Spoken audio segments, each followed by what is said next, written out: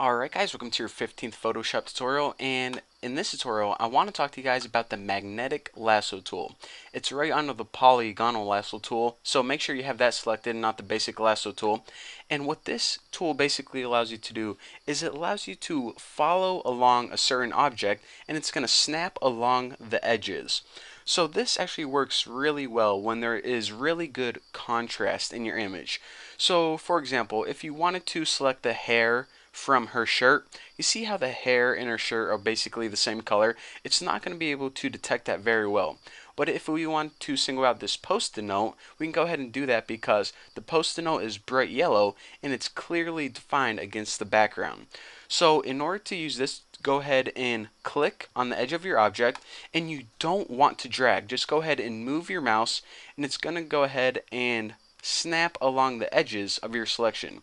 So again, don't drag it like the lasso tool, just go ahead and click and move your mouse, and once you get to the very end, click on your starting anchor point right there. Now once you do, it's going to go ahead and make that selection, and another thing that you can do is if you deselect this, if you have this selected, instead of going all the way to the beginning anchor point, you can actually double click, and once you double click, it's going to make a straight line from wherever you had to that point. So basically that's how you use the magnetic lasso tool, and it's awesome for making something with very high contrast. So now if we wanted to select the inverse and cut, we can go ahead and do that, and we can have that post-it note singled out. Now, just so I showed you guys a good example, let me show you guys where this wouldn't be a great example. Here is a photo of my puppy, old Dan. He's a little bit older now, but if we wanted to use the tool right here, as you can see at the very beginning, the image right here has a lot of the same colors.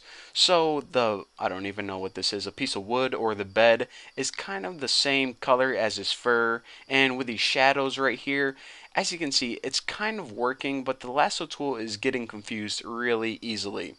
So if your image has a lot of the same colors like browns in the background, in the foreground, you probably want to stick with the basic lasso tool. But for tools that are for images that are very high in contrast and you want to select a certain portion of it, the magnetic lasso tool is easily your best bet because it makes it so much easier. You don't have to concentrate so much on moving your hand perfectly where you want it to.